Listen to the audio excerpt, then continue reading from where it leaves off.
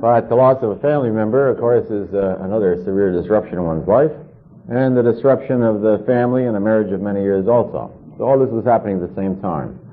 External causes for depression, internal causes, enough unconscious guilt to kill a horse, and all that unconscious guilt manifesting through all these ailments.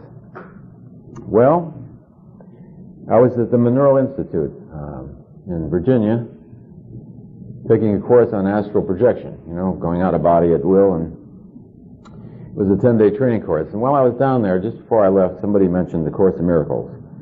All he said to me was, by the way, when you get back home, look up the Course in Miracles, which I'd never heard about. This is 1977.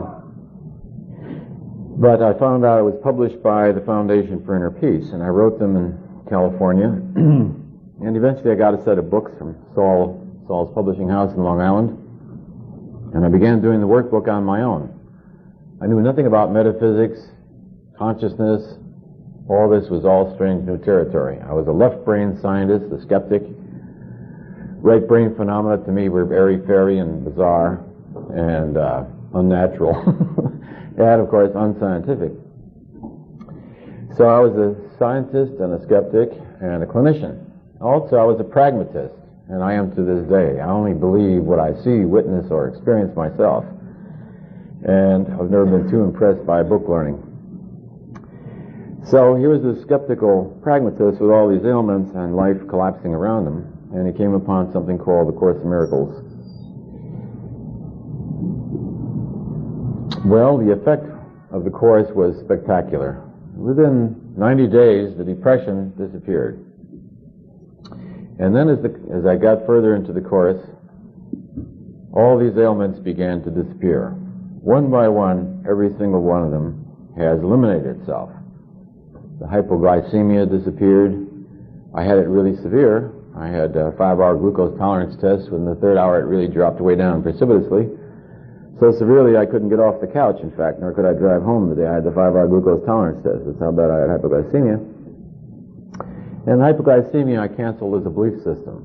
I turned it over to God and asked for a miracle. And the hypoglycemia disappeared. I had cervical arthritis, impairment of the vertebrae in the neck, and that triggered a lot of headaches. In between the migraines, I just had ordinary headaches. Due to cervical arthritis and a displaced fourth cervical vertebrae, which showed up on X-ray.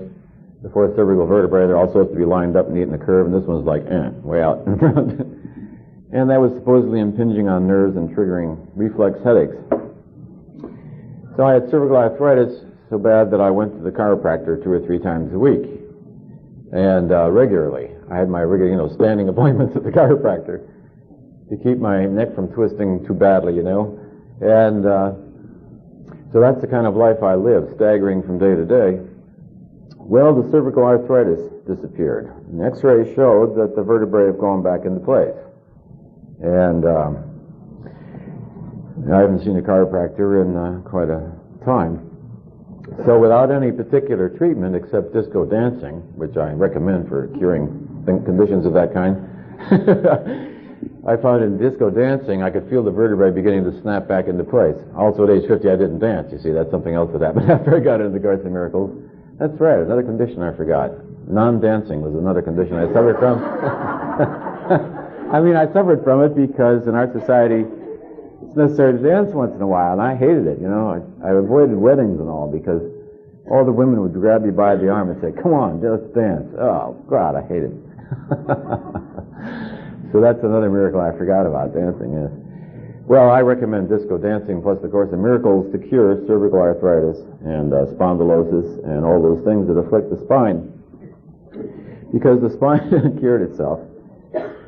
And, of course, the gout disappeared. I remember the day the gout disappeared. All these illnesses were beginning to disappear. Sometimes I would just wake up in the morning knowing they were gone. I would just wake up knowing it.